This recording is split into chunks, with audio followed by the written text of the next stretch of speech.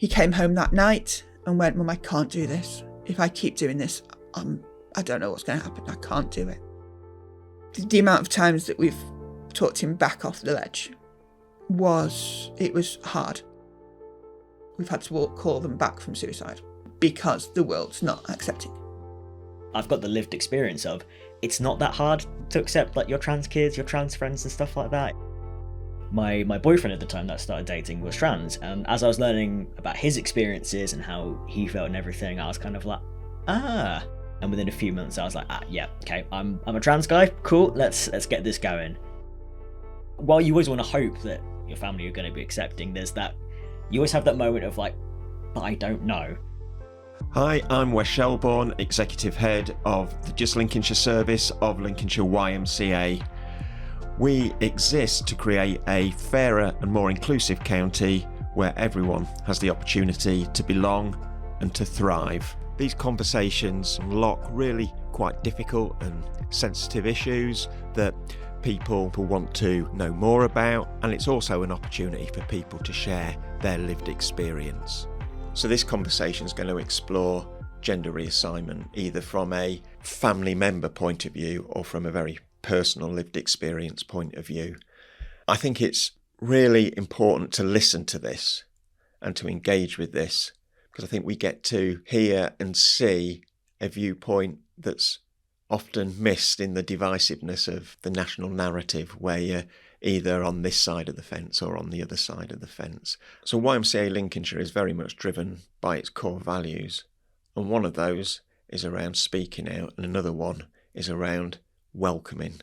And I think there's a great opportunity with these courageous conversations for people's voices to be amplified and for them to be able to speak and share around topic areas that are seldom heard in a particularly balanced way, and also to ensure that people are aware that YMCA is a place that welcomes a huge variety of people, either in its workforce or the people it's working with. And certainly from Carrie and Nick's point of view, both YMCA Lincolnshire staff members, they were keen to be able to share their story so that other people could recognise that not everyone's the same as me, not everyone has the same lived experience as me, and for me to be able to be respectful, open, and to a certain extent empathetic is really important. It's worth flagging up that this conversation and many of the conversations that follow will have very personal content and lived experiences that people are sharing.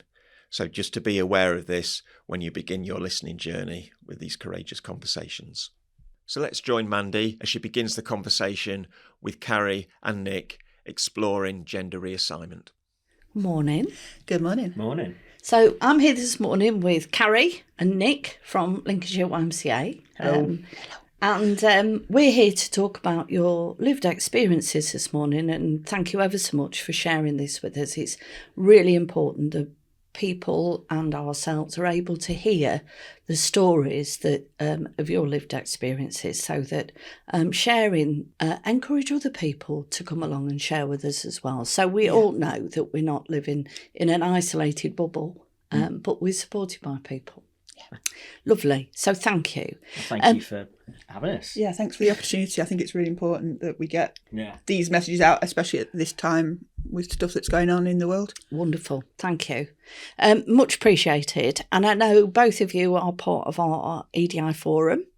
And I hope that our work is going to continue really in the vein that it has already, that it is encouraging people to come forward and share things with us. Yeah. So thank you very much.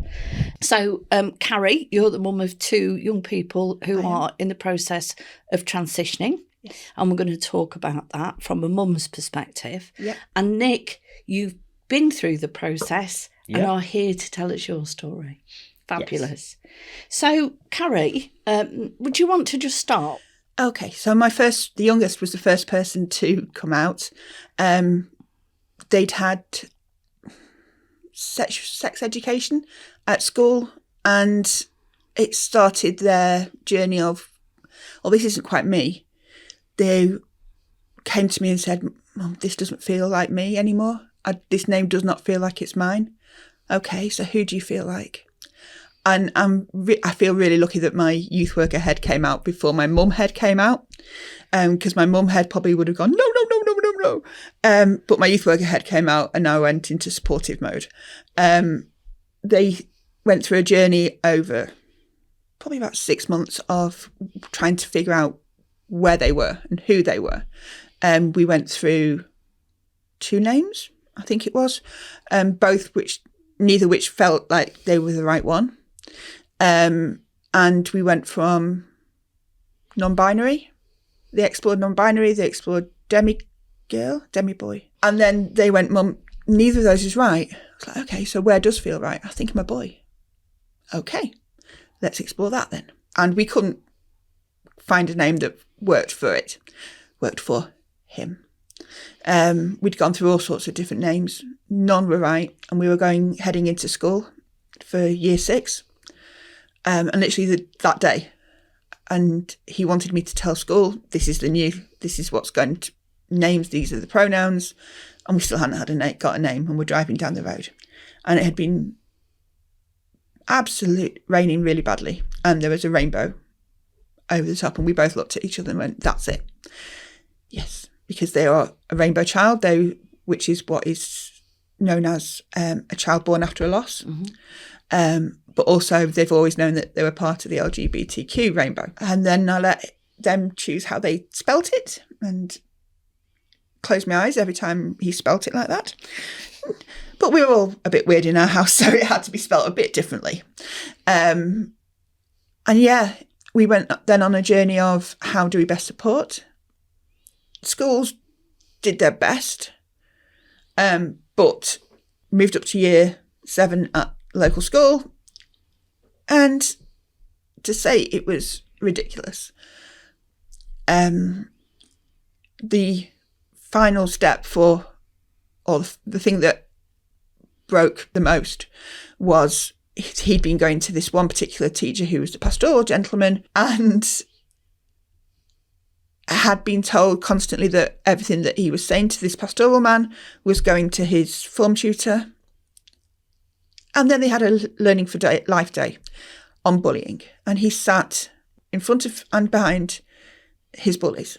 So he was surrounded by his bullies, and the gentleman delivered a session on bullying and watched him getting bullied. And the whole time he'd been coming home going, I don't want to do this. I don't want to do this. I was going, no, you have to. You have to. He came home that night and went, Mum, I can't do this. If I keep doing this, I don't know what's going to happen. I can't do it. And that was the end of his at-school journey. We took him out of school pretty much the day after. And he's been on a journey of where he fits, and he's been learning a lot about the LGBTQ history as part of his education. This benefit of home educating, we could fit it around his interests. So I wanted him to know both sides of the arguments, so he knew what he was coming into. He's utterly amazing. He's still trying to work out how he wants to front. So his hair is just gorgeous, but he doesn't want a short masculine haircut. Mm-hmm. So he keeps getting misgendered. We've recently put him on the contraceptive pill because 1 week every month was a nightmare. The amount of times that we've talked him back off the ledge was hard. So yeah, he's on the pill, so he automatically it doesn't stop everything, but it makes it a little bit more manageable for him. He uses binders, which are like very tight compression vests, and he's just discovered trans tape, which tapes the breast tissue back, so it gives, when he's got a t-shirt on, it gives more of a masculine look. Yeah, it sort of creates the sort of flatter chest impression. Yeah. And thanks to you last week, I've gone and got some sports tape because trans tape is so expensive. And the KT, like kinesthetic, whatever you call it, tape. Yeah. It's functionally the same thing, really. And it's worked really well. Yeah. And it's not left him with dirty marks, which he doesn't like. So both the kids are also autistic, which hasn't helped them at all. So the fact that the trans tape left dirty marks caused chaos for him. But yeah, he's utterly amazing, and I'm so proud of him. He's now on the list for gender reassignment doctors, and we don't know when that's going to come. The waiting lists are ridiculous. But at least with him, we can do the contraceptive pill. There are adjustments that we can make that are easy. My eldest hasn't got that. So my eldest is 17, and they are male to female. I had no clue that it was going to come out at all. Unbeknownst to me, I was watching the whole time. And then I got a text message from her. She sent this. Dear Mother, you may know me as your son, but for a long time I've been hiding something from you. I've been hiding who I am, and that title, the name I have now, isn't who I am and never has been. I will be and always have been your daughter. While it may not have always been visible to you, it's always been a part of me. And however you react, whether proud, disappointed or angry, I can't hide me, the real me, any longer. Every time you both called me your son, it hurt, knowing that I was afraid to be myself around you two. So yeah, this is me. I hope this doesn't spur you to think of me negatively, or that you try to argue with me about this. It's me. I've spent literal years agonising constantly about this, and have only just found the courage to be myself. Very moving. When I first got it, I thought it was a joke. Did you? Yeah. I had to work out how to say, is this real? Because I couldn't work out why that was coming through. Mm-hmm. I got that. She sent that at 2 a.m. I didn't get it till I woke up. And then I was like, do I wake her up and ask? What exactly am I supposed to do with that? There's no training for things like that. No. No. And it comes out that at no point did she want to come out first. And then my sarcasm came out, because my sarcasm is a hiding feature. And unfortunately, one of the first things I said, so does that mean I can go and get an operation where I put you both in the operating room and just have it taken off you and put on you, and taken off you and put on you? And that was my sarcastic brain just came out. Coping mechanism. Yeah. But I seriously was like, well, it would just be one operation then, wouldn't it? Just cut it off. You want hormones? Okay, let's just feed them from there to there. I've got friends who are trans women, and we've made that exact same joke with each Really? other. Like, let's just go to the doctors and just whoop, quick swap, done. Yeah, it'd be so much easier. It would. So yeah, it's much harder for my eldest because there's trans tape that you can tuck and use, but it hurts. We've gone on a self-harming journey. She won't show her arms because her arms are riddled with scars, because she couldn't come and talk to us, so she took it out on herself. We've got the doctors and went to the doctors to get referral because she's 17 and she'll be 18 in August. They're not putting her on the list for the paediatrician, so we have to wait. The children's. For the children's. Yeah. And I think they're waiting until they hit 18. Yeah. And then you're back on the list. And then back on the list. Which is an even longer list for the adult services, the clinic services. And yeah, we've had backlash from family members who have basically said, I don't know what the heck you're doing to your children. Because they don't go to school. They are both homeschooled. As long as they are alive and happy, that's all that matters to me. And who they want to be. Yeah. We've had to call them back from suicide because the world's not accepting. And that's hell. Knowing you've got to talk your 17-year-old, your 13-year-old off the ledge is ridiculous. It shouldn't be so hard. I think you're amazingly brave as a family that you are able to talk about this and hopefully help other people on the journey as well, Carrie. Well, that's why we've said yes. Yeah. And that's why the kids have said yes to letting me. Wonderful. I look forward to meeting both of you.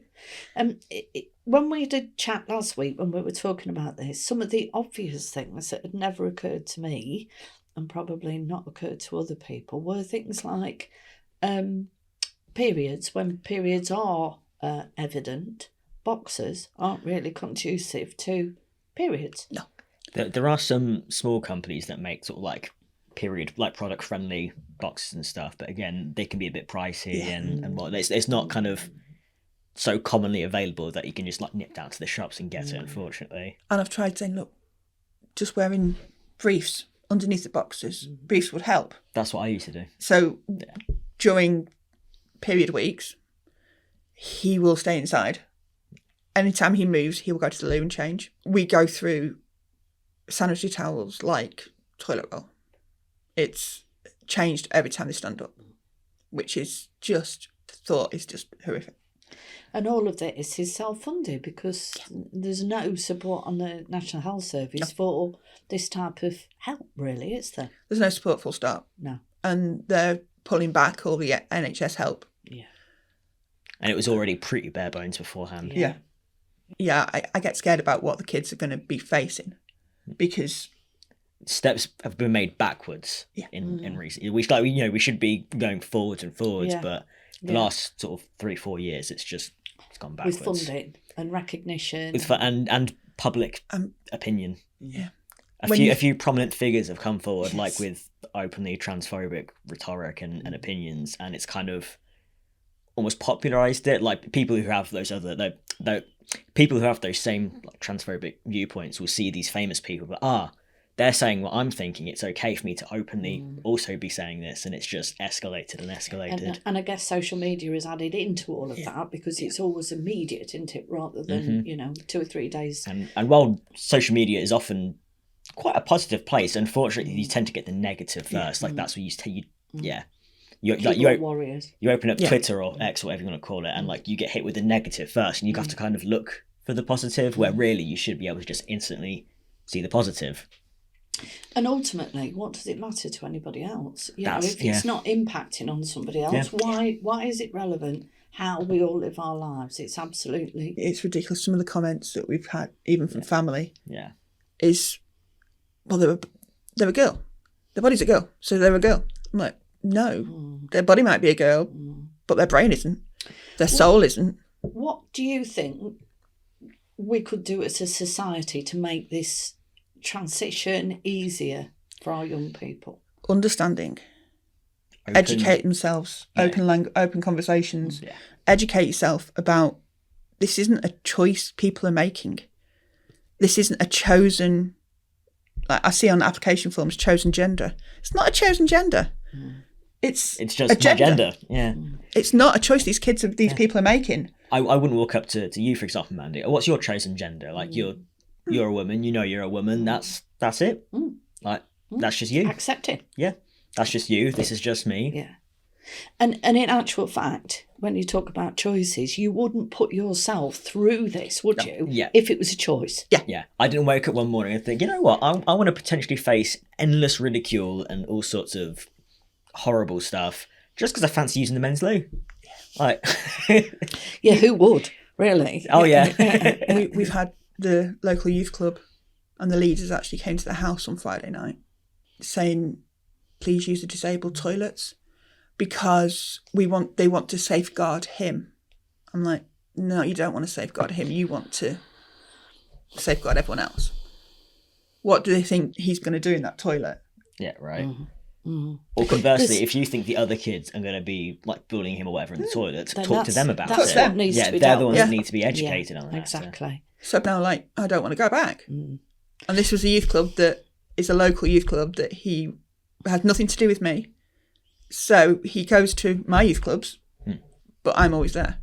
This was something that was completely opposite to anything else. He didn't have us. Just another barrier being put in place for the enjoyment of life that we all accept generally. Yeah.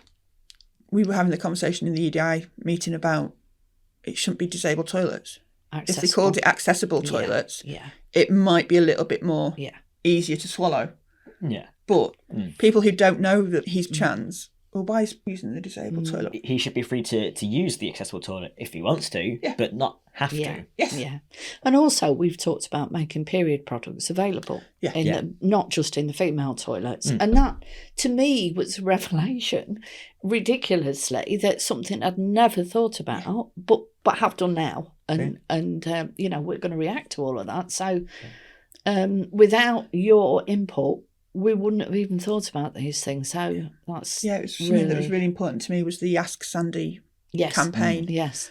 So now in the youth hub, I think it's in conference now. It's in climbing. We're getting there. We're getting there. Yeah, I've spoken to my manager about it, and we're getting there with it. And it was really important to me that we had this campaign, which is basically you go and ask one of the team members, has Sandy left a package for me, and they get given a nondescript paper bag with sandwich products in it, because it's not a lot to ask for in terms of providing it, but what that means is, you can't put it into words, can you? And I'm like, even if it's only used once or twice a year, it's used by 2 people who really needed it. Make a difference for it.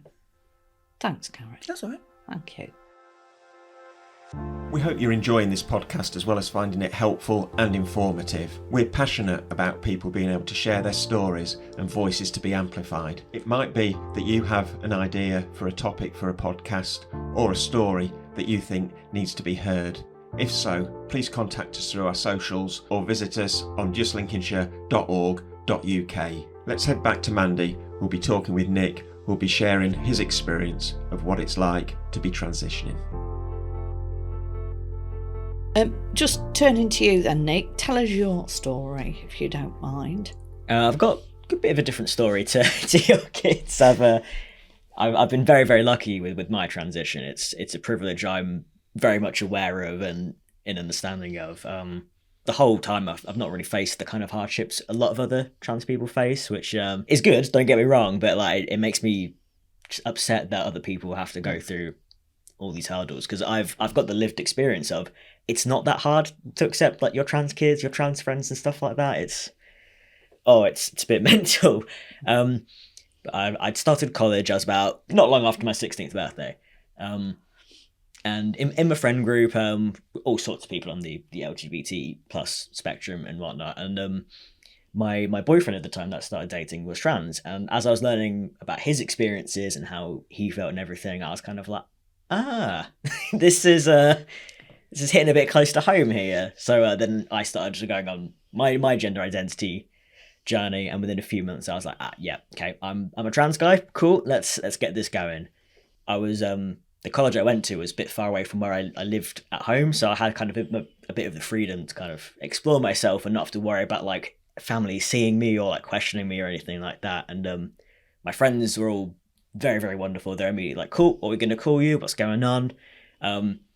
Immediately like my number one advocates. They're all amazing. Still are.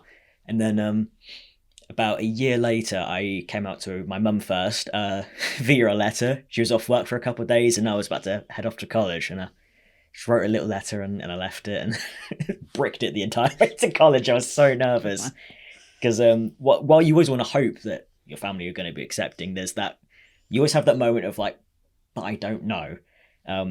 But luckily, my mum read it and she texted me about lunchtime like, I've read your letter, thank you for telling me, like, don't worry, like, everything's okay, I'm here for you and everything. And just started sobbing into my lunch, but in a good way. It was just another very supportive mum.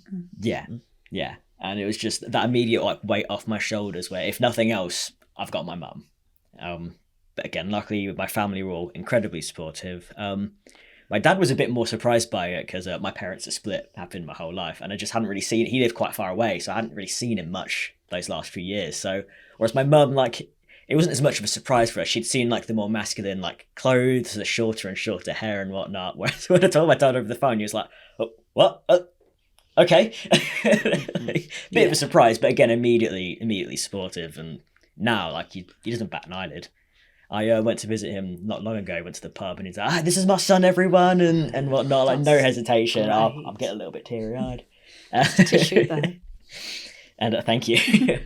I think what made me like kind of cry the most with my family is not long after my mum told my grandparents for me because I was just a little bit nervous still. But again, they were absolutely fine. And my granddad apparently, after mum told him, he went to his computer and just started looking up like trans things so he could understand more. And like, when mum told me, I was like, oh, I was gone. I was just bawling my eyes out. That's amazing.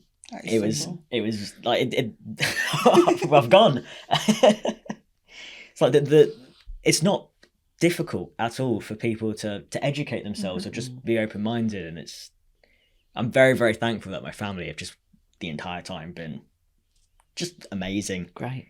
So when you came out to your family and you'd already spoken to your peers at college, how did you then progress?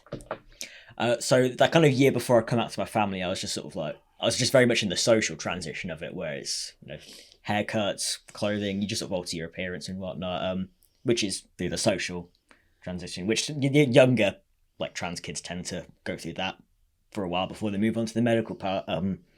When I got referred, it was about a year waiting list just to get into my first appointment, which was quite long for then. It's astronomically more now.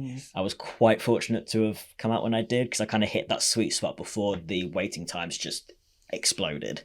My boyfriend, who's also trans, he lives up in Scotland, but he's had to travel down to Manchester for a lot of his transition related care, because there's just nowhere in Scotland. Another barrier, really. That it's same for Northern Ireland and Wales. They've got to go over to London. Wow. Yeah. But once I had that year waiting list, I got to my first appointment, and then had a couple of appointments over the following years. Just like your general kind of how you feeling, what's going on, where do you want to progress, and you're aware of the risks, quotation marks, or you're aware of what's going to come with the medical transition side of things, because obviously a lot of it is irreversible, which I was absolutely fine with. the more irreversible, the better. I don't want to go back. It's fine.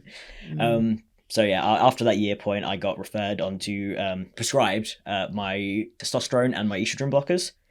So my estrogen blockers are every 3 months or so. It's just a little injection in the stomach area. Just makes all that, the uterus and everything just kind of come to a halt. It's not, if I come off them, it can all continue what it's naturally supposed to do and all that. So, and then. Do you do that yourself, or do you have to go to a clinic to be injected? That's just done at my local doctor's. Okay. I've not got to go far for that. They just, one of the nurses just quickly injects it, and then I'm off on my merry way with a little bit of cotton taped to my tummy where it was. My testosterone is in gel form. There's different kinds you can take. Mine's gel, so every morning just slap a little bit onto my arms, rub that all in, good to go. And the benefits of gel testosterone is it's a nice daily application, so you're just a nice constant level of testosterone. Whereas the injections, they're a bit faster working when you first start hormones, but you get that big spike of testosterone at the very start, and it goes down throughout the month, and that can come with mood swings just as the body's naturally going through all the hormones and whatnot. It's just, like anyone really, the process of hormones and how they spike and rise in the body just can affect your mood. So my doctor liked to start with the gel, because it's that nice kind of slow build up. You've not got that intense first spike and then yeah. I mean, I think even just a few days into starting testosterone, immediately I just started feeling so much better. Not necessarily because the effects started happening that quickly, but knowing that I was finally in that place where I was going to be getting to this thing that I've wanted for so long. So it's it doesn't take terribly long for your voice to start dropping when you start testosterone. So you get the voice drops and the voice breaks, and you get all squeaky and whatnot. My friends would tease me playfully about it, but it was kind of positive reinforcement in a way, because it's the acknowledgement of we can hear the change in your voice already. Obviously the facial hair, seeing that start to grow, and that was just I think they call it gender euphoria, as the opposite of gender dysphoria, which is obviously the dissatisfaction and the upsetting sides of it. Gender euphoria is all the good things. So just even day by day, just seeing the little changes in the mirror just shot me up to confidence I hadn't had it for a decade. It was amazing. Wonderful. After being on hormones for a year, went back and they were like, so do you want to move on to the next stage? And I was like, yeah, let's get me referred for top surgery. So they did that. I got referred over to Kettering. I can't remember my doctor's name. I'm just terrible with names. But he was wonderful. And then about 2 years after I'd started hormones, I went for top surgery, which is a fairly, it depends on person to person, but mine was pretty painless. I was out the day after. Just had my one night overnight observation, but I was absolutely fine. So they said, yeah, you can go on home, come back in a month's time, we'll take the dressings off.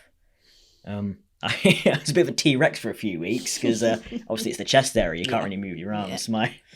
My mum had to go back to work in the office, so before she left, she'd have to get me some plates out of the cupboard and like top up the kettle for me because I couldn't do it myself. I was just like, help. But that was a fairly easy recovery process for me. I didn't really need any strong painkillers. Had a couple of paracetamols the first couple of days just to. It was a bit painful, bit of a sting, but it was a fairly easy, I found recovery process. And now, full mobility. You'd never know. Wow, star jumps. Yeah. Fabulous. And I love how last week when we had a conversation together, you were able to share some of the the tape, so you can swap those sort of things and advise, which is fabulous to be able to do that with each other. And it's like there's support systems on Facebook for parents, but it's American parents. There's no American. Yeah. I have not found a supportive group for parents of transgender kids in the UK. It's all in America, and it's like that's. I understand America's in a worse state than we are with regard to so far. Who knows where we're going to go? But what do you think about proposals to change accessibility to sex education, including gender reassignment, and the conversations that really needed to be had with yourselves at earlier points? I think it's quite an important discussion to have. Obviously, when the kids are younger, you don't really go into the details of like surgery and blah, blah, blah, and all that. Like when with the little kids, you just kind of explain the very basic concept of gender, where it's some people are boys, some people are girls, some people aren't either. Sometimes people realise, oh, I'm actually a girl, and yeah, a lot of people think of trans kids and think you're just pumping them full of hormones and throwing them into surgery, and that's not how it works. As I mentioned before, younger trans kids, they have their social transition, It helps to make sure the kids know definitely that's who they are, and just gives them freedom to explore without having to immediately commit to like I said, hormone surgeries, any of that. It's, yeah, anyone under the age of 15, really, that's what their transition is. And then as they are going into their later teen years, that's when they can start to think about hormones, get into the system and everything. And when the youngest came up, I told him straight away, we will not do anything that will change you physically until you're 15, 16, gone through puberty. That was my initial, how my brain went. And then I researched and went, actually, okay, let's give it a year and see if you're still there. And then we'll start looking at binders. I bought him a binder quite quickly, to be honest, but it was very loose. So he felt that he had a binder on, but actually it was probably more crop top than anything else. It wasn't really tight, but it helped his gender dysphoria. He felt like he was doing something towards. Yeah. And at least it's something he could then grow into as well, like he's got it a bit later down the line. Yeah, we've moved on to proper tight ones and trans tape and everything. But now my brain is, I'm going to support him with whatever he needs. If he needs to go through this process now, that's fine. But whilst I'm your mum, how old were they then? 11.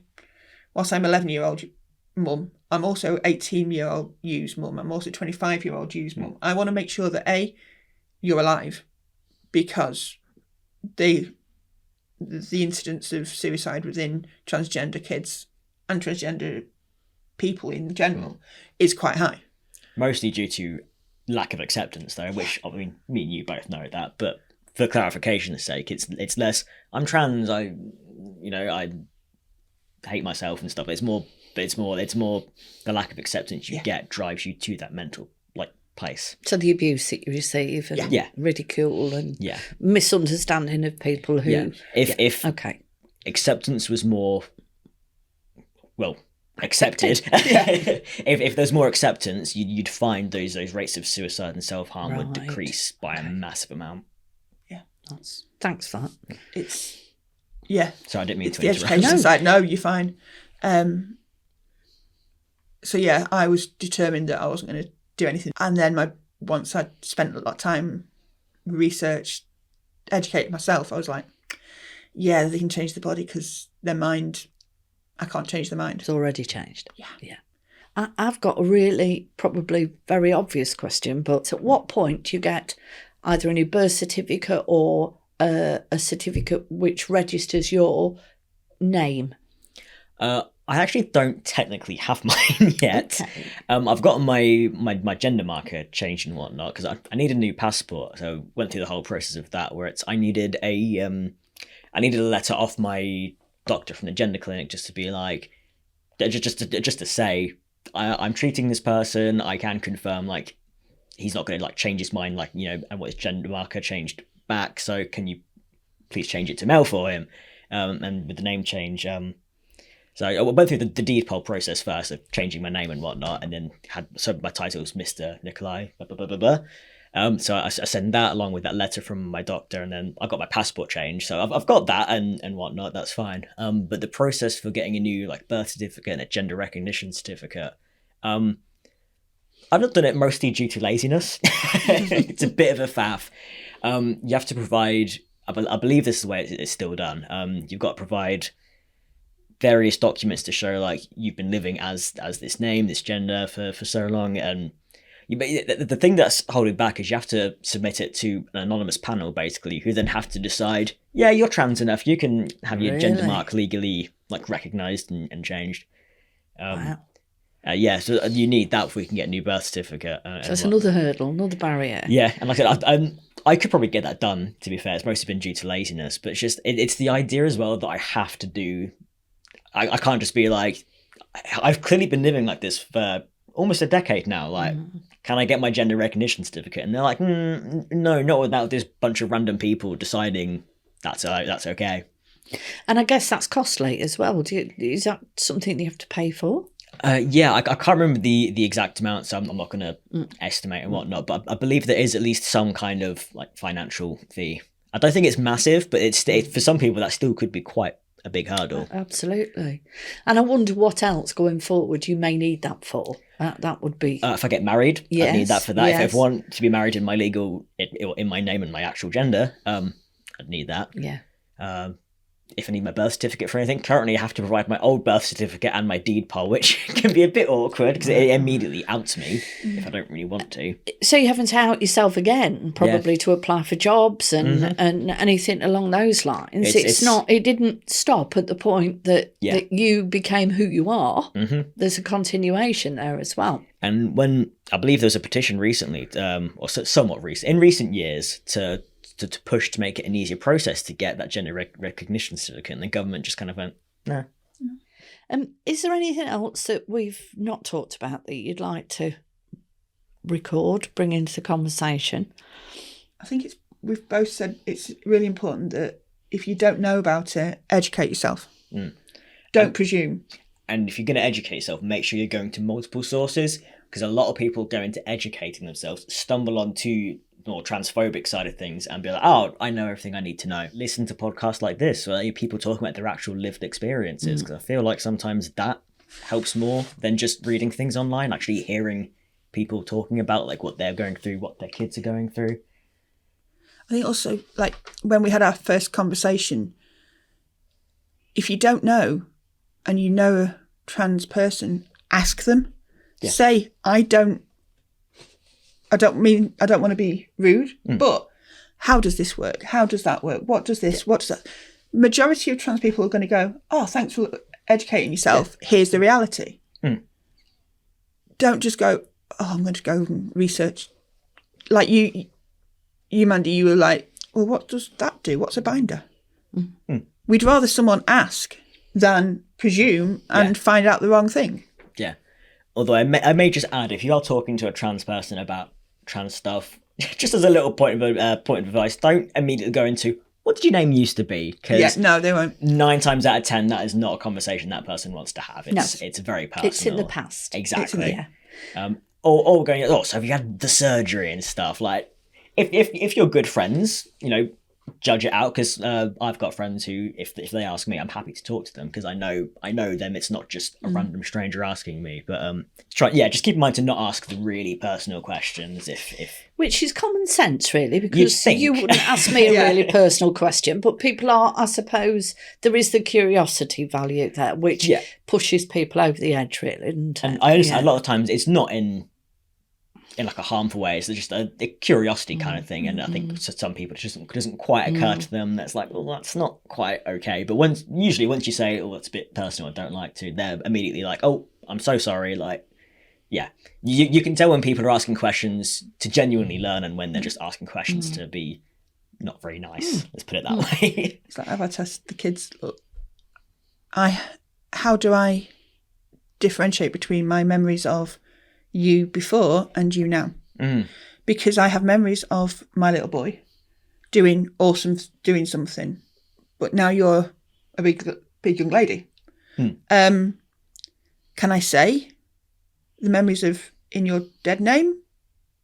But I don't like that. And it's a really weird one to try and I almost say I've got 5 kids because that child, even though they were 17 and changed, I still had that little boy. Yeah. So in my head, I'm still trying to rectify that. So I've got 5 kids. I have them before and I have them after. Yeah. And that's the only way my brain can do it, but I have to be really careful in what I call them. My dad was a bit similar in that, like, if he was talking about me when I was a kid, he'd kind of accidentally use my old name, not to be harmful, but just because it's a fact. Yeah. That's who I was back then. And he's recalling that memory, and he kept saying like, "Oh, I'm ever so sorry." And I'm like, it's like it was just us around like family who already knew me, so I didn't really mind. Nowadays he's quite good at being like, "Hey, you people didn't know my child back then, so I'm just gonna call him." But like when I was quite early in my transition and he used like my old name, talking about something silly I did when I was 5, I was like, it's fine. Like, it's a really weird thing to it's try and work out. I'm not a parent, so I can only imagine how like, it's strange for me just thinking about myself back then, because I'll tell stories and you want to the extended family. Yeah. So I'm like, I can use the name. It's when I'm talking about history that my pronoun just messes up. And I think we've talked about that in a general conversation, haven't we, around if we get it wrong accidentally, people don't mind that, is when it's a constant, which is more offensive. Much more offensive. You can tell in the attitude, especially if you're quite early in your transition and people are still getting used to it, especially family who've obviously known you your whole life. There's that shit, but like, when people are like correcting themselves, you know they're learning, it's fine, they're getting there. It's when it's just like she, you're like, oh my God, just shut up. My mum can do the names, no problem. The name changes, not a problem. Pronouns, that's when we get sticky. But it's like when I was really struggling with getting rid of the she. So I just took she out of my language completely. And I got it. And then my elders came out. And I'm like, I've got to put she back in. I've got to put she back in, and now I don't know what I'm talking about. Wow. But they don't mind if I get it wrong accidentally, or if Grandma gets it wrong. They don't mind. No. Because they know, it's not deliberate. They know we beat ourselves up afterwards and go, I'm really sorry. You know the intent. Yeah, absolutely. And I think, Nick, when we were talking last week, you said something that really struck a chord with me. About everybody in this position was to be me, to be happy, and to be here. And I didn't mean to make you cry with that, but You've I know done it again. I didn't even say it that time. That time. No, and I'd highlighted it, so I've rehearsed it. But I just think it says everything. Yeah. So my transition was it was something like I had to do to be me, to be happy, and to be here. Thanks once again to Nick and to Carrie for having the courage to share their stories and lived experience. Please watch out for future podcasts that will be delivered soon as we explore what it means to be a just Lincolnshire.